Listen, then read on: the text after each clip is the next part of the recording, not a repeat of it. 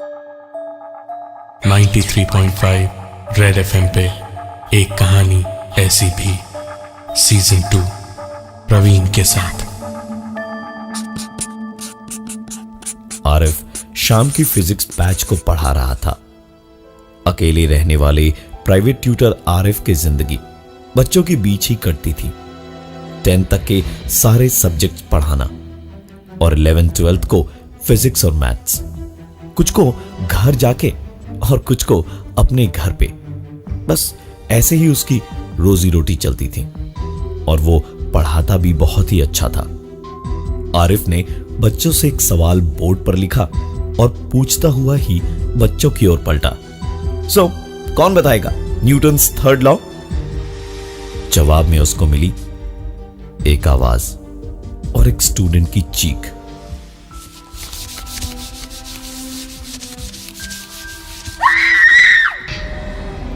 आरिफ ने पूछा, अरे क्या हुआ रश्मि?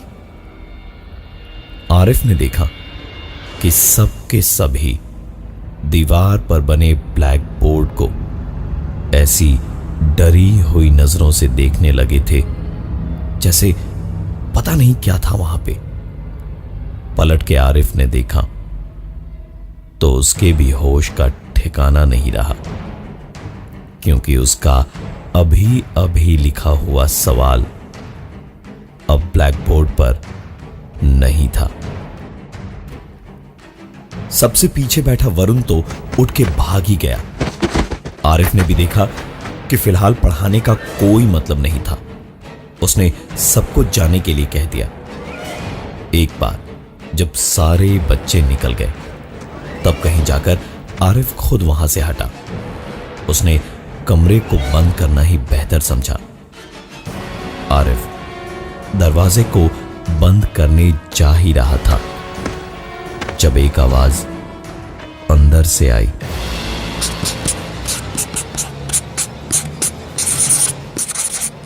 लाइट जलाकर कमरे में ब्लैक बोर्ड की तरफ देखा तो आरिफ के पैर अचानक किसी चट्टान जितने भारी होकर वहीं जम गए। सामने का ब्लैक बोर्ड जो कुछ देर पहले साफ था, उस पर अब एक तारीख लिखी थी, 27 सितंबर 2014। आरिफ को पता नहीं क्या सूझा। उसने डस्टर उठाया और ब्लैक बोर्ड पर लिखी तारीख को मिटाने लगा। आरिफ मस्त मौले की जिंदगी जीता था। ऐसी टेंशन कभी नहीं ली थी उसने। ताला लगाकर घर पे बाहर निकल गया चाय पीने और दुकान पे पहुंचा तो चाय देते हुए चाय वाले ने कहा, अरे आरिफ भाई, आपके कंधे पर तो खून लगा है, चोट वोट तो नहीं लगी ना? आरिफ ने तुरंत अपनी शर्ट देखी तो सचमुच कंधे पर खून के धब्बे थे। तुरंत वापस घर के लिए निकला और वापस पहुंचकर उसने पहले पानी गर्म किया, उसमें कुछ देर शर्ट भिगो कर रखी और उसके बाद उसे निकालकर बाथरूम में बैठ के उसे धो ही रहा था जब बाहर हॉल में रखे उसके ड्रम किट की आवाज आई। आरिफ तुरंत बाथरूम से बाहर निकल के हॉल में रखे अपने ड्रम किट के पास पहुंचा तो वहां कोई नहीं था। उस आवाज को अपना वहम मानकर आरिफ वापस बाथरूम में अपनी शर्ट को धोने पहुंचा तो उसकी आंखों के सामने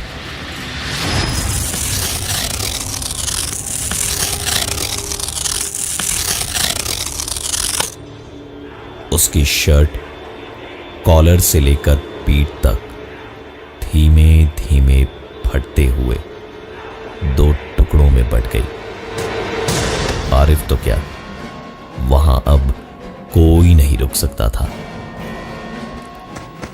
आरिफ वहां से पूरी जान लगाकर सीधे घर के बाहर भागा ही था जब उसे एक धक्का सा लगा और आरिफ लड़खड़ाकर सीढ़ियों पर गिरा।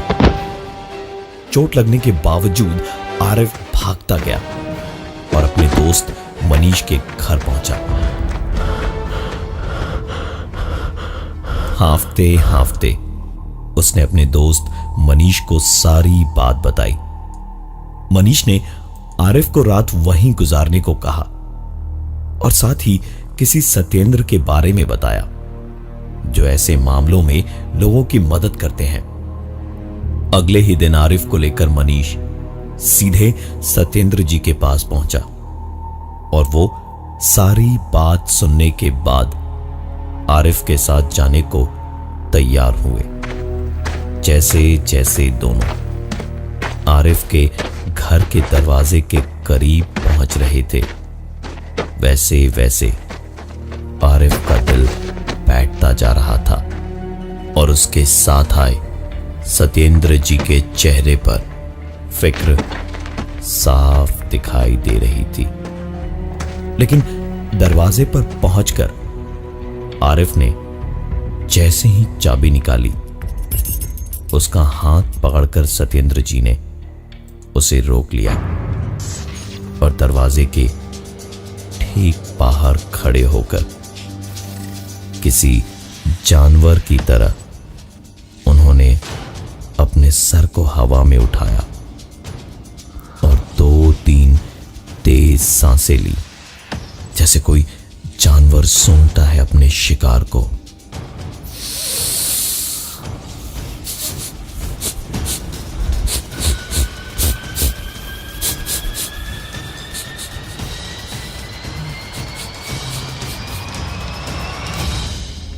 इन सारी चीज को करने के बाद उन्होंने अपनी जेब से चौक जैसा कुछ निकाला और 3 लकीरें खींच दी और आरिफ से कहा कि जो भी शक्ति है वो चाहे जितना कर ले, कितनी भी उसे आवाजें दे, चाहे उसे कोई दिखाई दे या ना दे, कुछ भी करे, बस आरिफ एक सवाल ना पूछे कि वो कौन है। 1-2 दिन तक सब कुछ बिल्कुल पहले जैसा हो गया। बच्चे आते, आरिफ उन्हें पढ़ाता, कुछ ऐसे जिनके घर जाके पढ़ाता तो कुछ उसके घर पर पढ़ने आते। कहीं भी कोई दिक्कत नहीं हुई। आरिफ अब निश्चिंत था, और हो भी क्यों ना, क्योंकि सब कुछ ठीक था। रात को खाना खाके कुछ देर टीवी देख के सोने गया तो आरिफ की डोरबेल बजाई किसी ने। आरिफ ने रिमोट सामने टेबल पे रखा और दरवाजे की ओर जाते जाते ही उसने कहा, अरे कौन है? आरिफ ने एक झटके में दरवाजा खोला, लेकिन बाहर कोई नहीं था। ऐसा मोहल्ले के बच्चे कई बार कर चुके थे, तो आरिफ ने ज्यादा ध्यान नहीं दिया। वापस आकर देखा कि वक्त काफी हो चुका था। उसने सोने के लिए अपने कमरे में गया। कुछ ही देर के बाद आरिफ का फोन बजा। बुरी तरह से नींद में धुत आवाज में आरिफ ने कहा, हेलो हेलो। अरे बोल दे क्यों नहीं यार, कौन है इतनी रात को? जब दूसरी तरफ से कोई आवाज नहीं आई तो आरिफ ने झल्ला के फोन काटा और फिर सोया ही था कि उसके फोन पर एक एसएमएस आया। फोन अनलॉक करके देखा, मैसेज उसके अपने इसी नंबर से इसी फोन पर आया था और उसमें लिखा था, bad night. Call log check किया तो अभी जो फोन आया था वो भी उसके इसी नंबर से था जिस पे उसने वही सवाल पूछा था जो उसे मना किया गया था। कौन है इतनी रात को? ये सवाल पूछ ही लिया आरिफ ने। आरिफ ने जैसे ही देखा कि मैसेज और फोन दोनों उसी के फोन नंबर से आए थे, तो उसने सत्येंद्र जी से बात करने की सोची, लेकिन उससे पहले ही एक आवाज उसके पढ़ाने वाले कमरे से आई। आरिफ डरा हुआ तो बहुत था, लेकिन फिर भी वहां तक गया और झांक कर देखा तो बोर्ड पर लिखा था बैड नाइट। आरिफ ने एक ही पल में सोचा कि करे तो करे क्या, और उसके तेज दिमाग ने उसे एक आसान सा रास्ता दिखा भी दिया। वो तुरंत पड़ोस के मिश्रा साहब के घर गया और उनसे कहा, मिश्रा जी मेरे घर में थोड़ी दिक्कत हो रही है, आज की रात अगर मेरे घर में आप रुक जाते तो थोड़ी हिम्मत मिल जाती मुझे। मिश्रा जी उन लोगों में से थे जो पड़ोसियों की मदद करने में यकीन रखते थे। तुरंत उसके घर चल पड़े। दोनों आरिफ के घर पहुंचे तो बातों बातों में आरिफ ने शुरू से आखिर तक पूरी बात उन्हें बताई। सुनकर उन्होंने हंसते हुए कहा, अरे मास्टर जी आप परेशान बिल्कुल मत होइए, अब मिश्रा जी आ गए ना आपके साथ, कुछ नहीं होगा आपको। आरिफ ने भी थोड़ी राहत की सांस ली कि चलो कोई साथ है। दोनों कुछ ही देर के बाद सोने चले गए। आरिफ को तसल्ली थी कि आज तो अब और कुछ नहीं हो सकता, कि तभी नींद में उसने किचन में से कुछ बर्तनों के गिरने की आवाजें सुनी। तो नींद में ही पहले उसने कहा, अरे मिश्रा जी चाय बना रहे हैं क्या? जवाब में मिश्रा जी की आवाज नहीं, बल्कि एक और बर्तन गिरने की आवाज आई। तो आरिफ चौंक कर उठा और एक बार फिर उसने कहा, कौन कौन है वहां? कौन है वहां पर? उसके इतना कहते ही मिश्रा जी जो उसके ठीक बगल में लेटे थे एक झटके से उठे और बड़ी ही भयानक सी हंसी चेहरे पर लेकर बोले,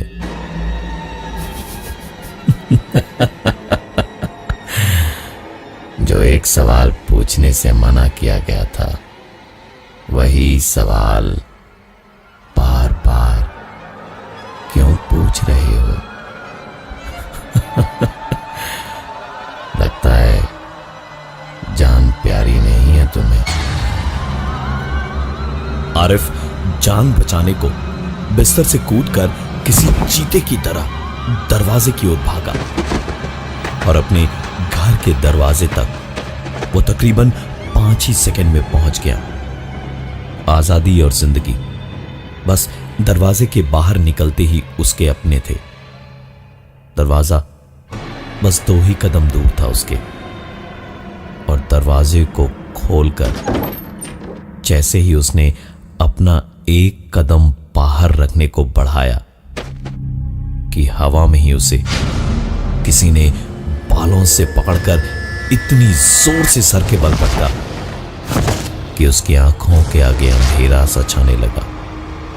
बंद होती आंखों से उसने देखा कि उसके घर का वही दरवाजा जिसके उस पार आजादी और जिंदगी थे, धीमे धीमे बंद हो रहा था।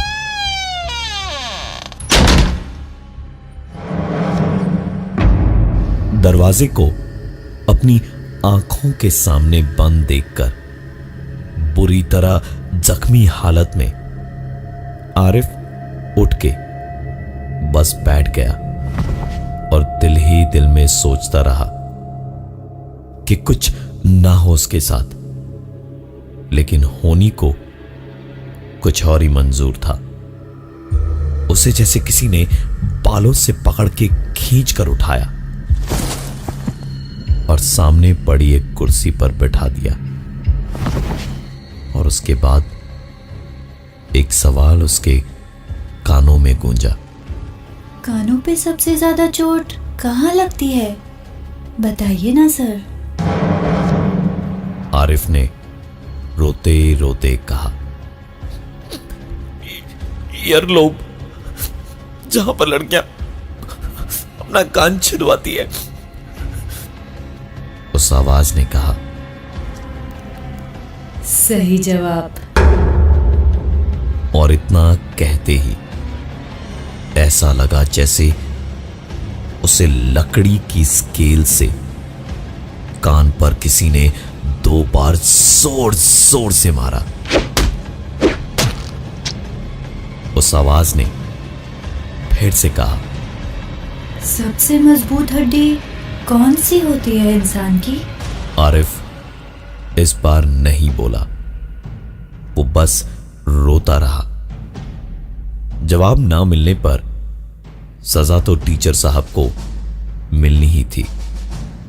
सर को बालों से पकड़ के सामने रखी टेबल पर जोर से मारा। तब जाकर आरिफ ने रोते रोते कहा, हाई बोन, मतलब जांग की हड्डी। आरिफ के इतना कहते के साथ उसके पैर की हड्डी टूटने की आवाज और उसके साथ आरिफ की एक भयानक चीख गूंज पड़ी उस पूरे घर में।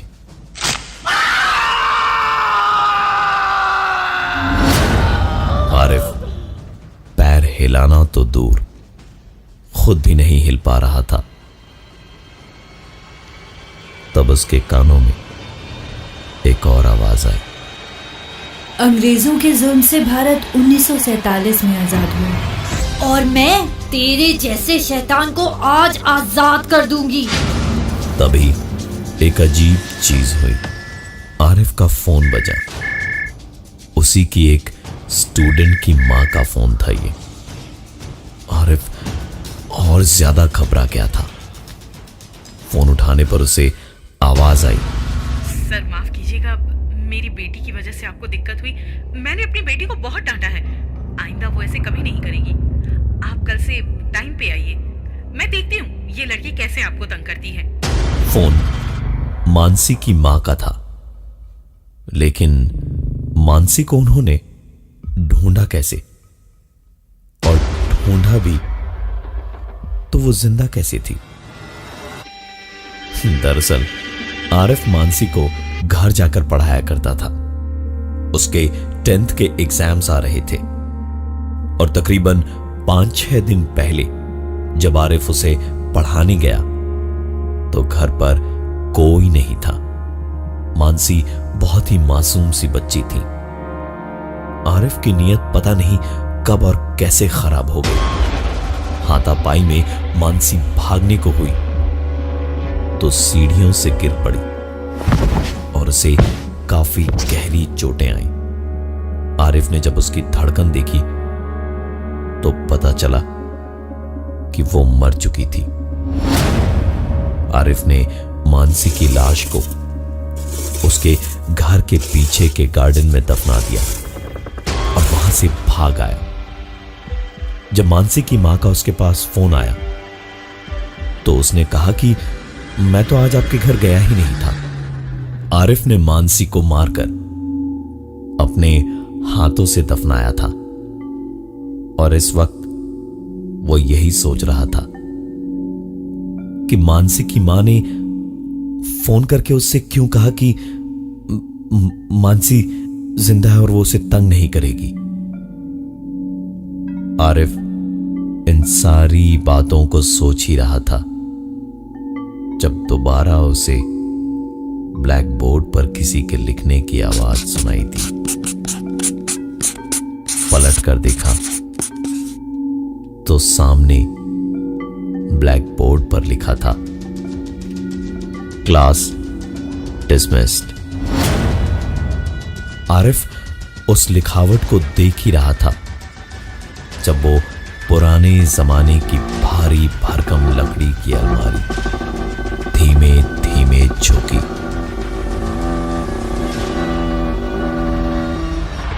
आरिफ के पैर में इतनी जोर की चोट लगी थी कि वो उस अलमारी के अपने ऊपर गिरने से पहले वहां से हट नहीं पाया। सुनाई दी तो बस आरिफ की एक आखिरी चीख।